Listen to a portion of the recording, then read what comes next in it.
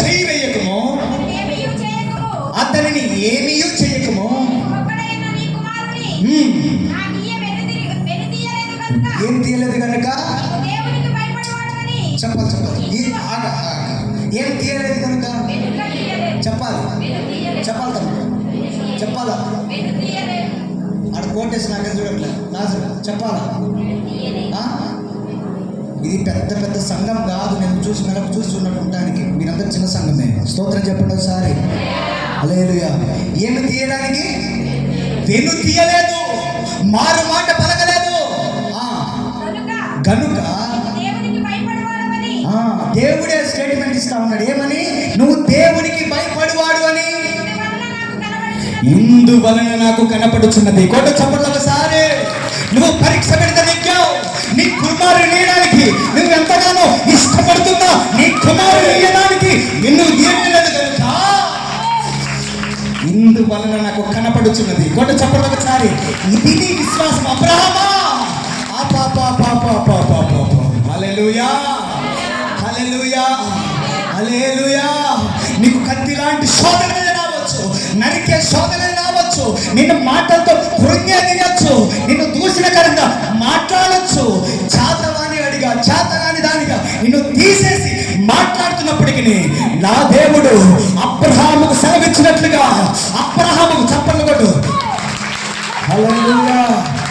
యేసు నామములో ఈ ప్రాంతం నుంచి దురాత్మలు వెళ్ళిపోవుగాక. ఈ ప్రాంతంలో ఏలుబడి దెయ్యాలు, శాతబడి మాంత్రిక దెయ్యాలు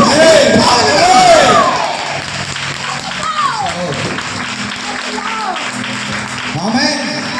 హల్లెలూయా, హల్లెలూయా. వెను తీయలేదు కనుక నా కుమారుడా అబ్రహాము, నువ్వు నాకు ఇష్టమైన వాడివయ్యా, నాకు ఇష్టమైన వాడివి. నువ్వు నీకెంతగానో నీ కుమారుడు ఇష్టపడుతున్నావో చూడు, అక్కడ నీ ప్రేమ అర్థమవుతుంది. దేవుని స్తోత్రం చెప్పండి అన్న. ఈనాడు కూడా మన జీవితంలో పరిచర్య చేసే మన జీవితంలో దేవుడు పరీక్ష పెట్టి మన జీవితంలో దేవునికి ఇచ్చే విషయంలో దేవుడిని పరీక్ష పెడతాడు, శోధన పెడతాడు. నువ్వు ఎక్కడ ఏ విధంగా మాట్లాడతావా, ఎక్కడ సావుకులు ఎదురుతావా, సంఘమును ఎక్కడ నువ్వు దూషిస్తావా, ఎక్కడ దేవునికి ప్రార్థన చేసేవారిగా దేవుని మొరపెట్టేవారిగా మారుతావా, ఆయన నిన్ను ఒక్కొక్కటి పరీక్ష పెడతాడు. ఆ ఒక్కొక్క పరీక్షలో దేవునికి నువ్వు ఇష్టమైన వాడిగా, ఇష్టమైన దానిగా, ఇష్టమైన వారసుడిగా నువ్వు మారాలి. స్తోత్రం చెప్పండి ఒకసారి. హల్లెలూయా. బిగ్గరగా స్తోత్రం. స్వరం ఎత్తి బిగ్గరగా, రెండు చేతులు ఆకాశం పైకెత్తి స్వరమండలం పరలోకంలో దేవదూతలు ఇక్కడ ఆనంద గంతులు వేస్తున్నారు. రెండు చెప్పాలి ఒకసారి. హల్లెలూయా, హల్లెలూయా, హల్లెలూయా, హల్లెలూయా. అందుకని బైబిల్లో ఉంటది, మీ తలంపులు మా తలంపులు వంటివి కాదు, మీ త్రోవలు మా త్రోవలు వంటివి కాదు. స్తోత్రం చెప్పండి ఒకసారి. హల్లెలూయా, హల్లెలూయా. అందుకే ఆయన పట్ట చాలా దీవెనలు నీకు నేను కుమ్మరిస్తాను. అబ్రహాము శోధన పెట్టాడు, పరీక్ష పెట్టాడు, బాధే. ఏమంటే కుమారుడు ఇవ్వడం అంటే మామూలు విషయమా? ఈనాడు పిల్లల్ని హాస్టల్ వేయాలంటే తల్లిదండ్రులకు తల్లడి వెళ్ళిపోతావు. ఎవరైనా కొట్టారంటే తల్లడి వెళ్ళిపోతావు. ఒకడొక మాట అన్నాడంటే ఒప్పుకోలేవు. ఒకడొకడు నీ బిడ్డని కానీ నీ కొడుకుని కానీ తట్టుకోలేవు, రోసము నీకు. కానీ ప్రభు ఏమన్నాడు? నీకు ఇష్టమైన నీ కుమారుడు నాకు ఇచ్చే అబ్రహాము, నాకు ఇచ్చే.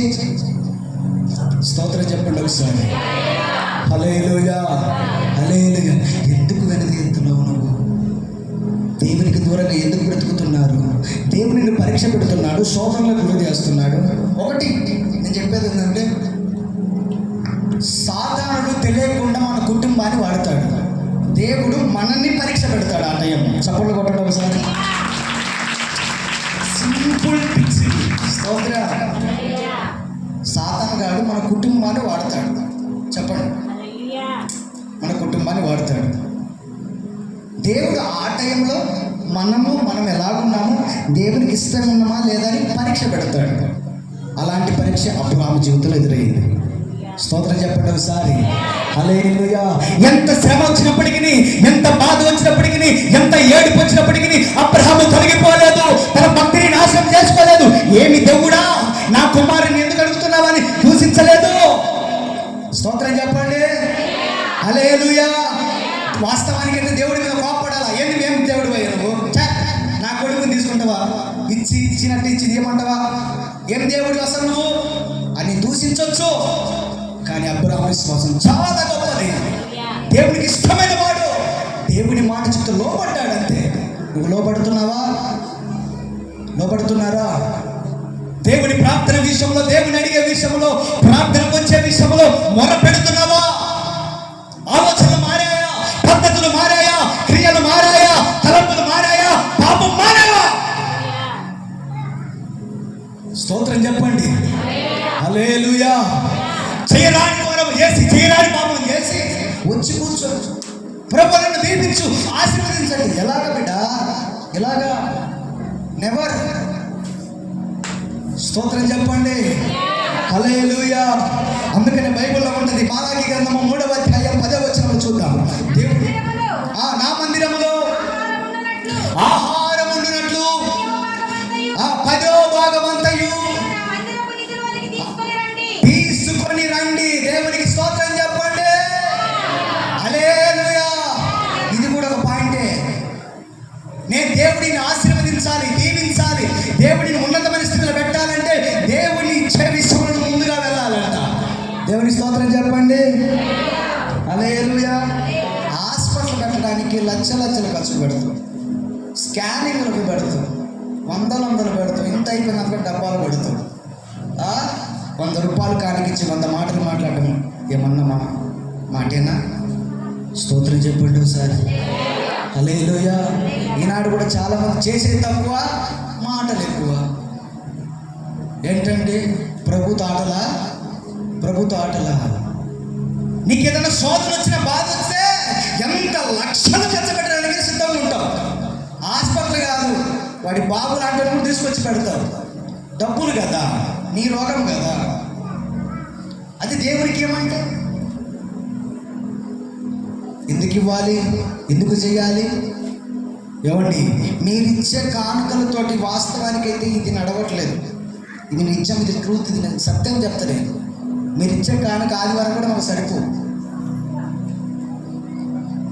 దేవుడు అనేక ప్రాంతాలలో వాడుకోబట్టి పరిచయం సాగిపోతా ఉంది. కొట్టు చెప్పండి ఒకసారి. హల్లెలూయా. అందుకనే తన మందిరములోనికి ఏం తీసుకొని రావాలి? ఆహారం ఉండునట్లు 10వ భాగమంతయు మీరు నా మందిరపు నిధిలోనికి తీసుకొని రండి. ఇది చేసి మీరు నన్ను శోధించిన యెడల ఆకాశపు వాకిలి తిప్పుతానంటాడు. కొట్ట చెప్పండి ఒకసారి. ఇది చేసి నన్ను శోధించండి, పరీక్ష చేయండి, ఇచ్చి నన్ను శోధించండి. ఆమేన్ చెప్పండి ఒకసారి. హల్లెలూయా. పరలోకమున దేవుడు ఒక మాట సెలవిస్తున్నాడు. ఏమని అంటే, నువ్వు ఇచ్చిన శోధించు, పరీక్షించు, ఇచ్చిన అడుగు, ఇవ్వకుండా మాట్లాడతావు. ఆమేన్ చెప్పండి ఒకసారి. హల్లెలూయా. హల్లెలూయా. ఇచ్చి శోధించు, బహుమతి ఇవ్వు, నీకు కలిగి ఉన్నదేమో దేవునికి ఇవ్వు. ఇలాంటి చెబితే చాలా మంది బొమ్మంట. కేజీ కారం కొట్టినట్టే. ఏ కారం అమ్మా? కిలో కారం పెట్టి కొట్టినట్టే. అరే బైబిల్లోనే ఉంది కదా, మేము సొంత మాటలు చెప్తున్నాం అక్క. ఎక్కడ ఉంది అది? ఎన్నో వచ్చినాం? 10వ వచనం. ఏ అధ్యాయం? 3వ అధ్యాయం. అది మాలాకి 3వ అధ్యాయం 10వ వచనం. ఉన్నదే చెప్తే మన పాపం. స్తోత్రం చెప్పండి ఒకసారి. హల్లెలూయా. నా మందిరములో ఆహారం ఉండునట్లు నువ్వు చేసే పనిలో కానీ, నువ్వు చేసే ప్రతి పనిలో కానీ ఇచ్చేవారిగా ముందుకు సాగిపోవాలి. ఇచ్చేవారిగా ఉంటే నీ జీవితంలో పర్లభరితంగా మారుతుంది. కాబట్టి చెప్పండి ఒకసారి. దేవుడు నిన్ను నిశ్చయముగా నీ సంతానమును ఆకాశ నక్షత్రముల వలె ఆశీర్వదిస్తాడు.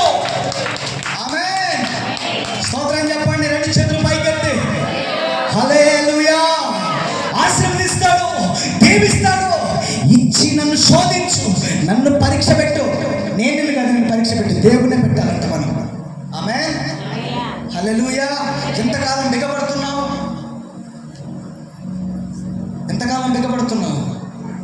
బిగబట్టి శరీరం బాగా లేకపోయినా కుళ్ళి పూజించి రోగం వచ్చి చచ్చిన కానీ బిగపట్టడమే. స్తోత్రం చెప్పండి సార్. హల్లెలూయా. ఒక ప్రాంతానికి నేను వెళ్ళానండి. ఆమె డబ్బులు తీసింది బయటికి, నాకెళ్ళి చూడాలి, తీసినట్టే తీసి నాకెళ్ళి ముఖంకి వెళ్ళి చూసి ఇట్టని పెట్టుకో లోపల పెట్టుకో. నేను ఇయ్యమని నేను అడిగినా, ఏమని మనం అడుగుతామయ్యా, పెట్టుకో ఉంచుకో. దేవుని స్తోత్రం చెప్పి దీనికి కూడా కడుపులో మండింది. హల్లెలూయా. ఉంచుకో. ఏమైంది? నెక్స్ట్ డే మార్నింగ్ ఏమైంది తెలుసా? ఆమె కొడుకు బండి మీద పోతుంటే ఒక స్పీడ్ బ్రేకర్ వచ్చిందంట. బ్రేక్ కొడితే 2 కాళ్ళు మూతి అన్ని తొక్కపోయి ప్రసాద్ హాస్పిటల్ పడితే ఎంత బిల్ అయింది? 5,230 రూపాయలు. కొట్టు చప్పట్లు. ఏడ దిగబడితే ఇక్కడ జరిగింది? దేవుడి సంగతిలో కాదు, నా కాడ బాగినట్లే. దేవుని స్తోత్రం చెప్పండి. ఏడ దిగబట్టినావు? ఏడ పట్టుకుంది చెయ్యి? నా కాడ పట్టుకుంది, ఇచ్చే కాడ పట్టుకుంది. దేవుడి సేవకుడు నా కుటుంబానికి వచ్చాడు, నేను ధారాళముగా ఇవ్వాలి, దేవుడు నా కుటుంబాన్ని ఆశీర్వదించాలి, నా కుటుంబంలో మార్పులు కలగాలని నువ్వు చేసిందేంది? కొడుకు మూతి పగులితే ప్యాచర్లు వేసి పంచర్ కుట్లు వేసినావు. ఏం చేసినావు? మూతి నిండా ప్యాచీలే. పంచర్లు చూసిరమ్మా ఎప్పుడన్నా?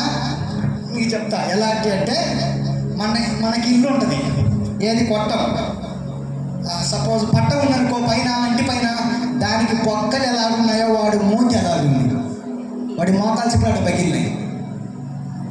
ఎంత అయింది? 5,530 రూపాయలు కాదు, 32 రూపాయల బిల్లు.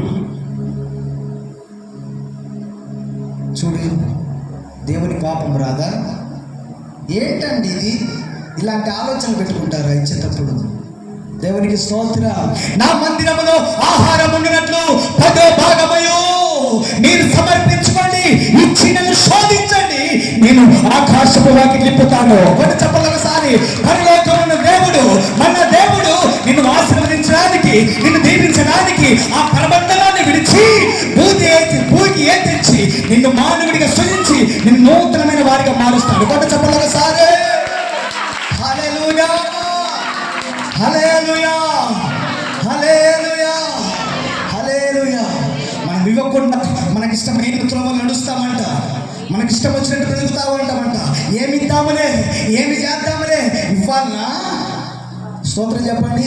ఆయనకి ఇచ్చేది, ఆ పాస్టర్కి ఇచ్చేది డబ్బులు ఆయనకి ఇచ్చేది, డబ్బులు ఇచ్చేది. స్తోత్రం చెప్పండి. ఈ పాస్టర్కి రా, ఆ పాస్టర్కి రా, ఆ పాస్టర్ ఈ పాస్టర్కి లాస్ట్ ఏ పాస్టర్ కాకుండా పోతాం. స్తోత్రం చెప్పండి. హల్లెలూయా. మిమ్మల్ని ఏదో అనాలని కాదండి, యథార్థంగా బ్రతకాలని చెప్తున్నాను. స్తోత్రం చెప్పండి ఒకసారి. హల్లెలూయా. మనం ఇచ్చేవారిగా మారాలి. మన త్రోవలు మారకూడదు, మన పరిస్థితులు మారకూడదు. మనం ఎక్కడ మనం నిలబడుతున్నామో ఆలోచన చేసుకునే వారిగా ఉండాలి. బైబిల్ చదువుకుందాం ఒకసారి. యెషయా గ్రంథము 55వ అధ్యాయము 7వ వచనము. భక్తిహీనుడు దుష్టులు తమ తలంపులు మానవలను వాని యందు జాలిపడును. హల్లెలూయా. భక్తిహీనులు తమ మార్గమును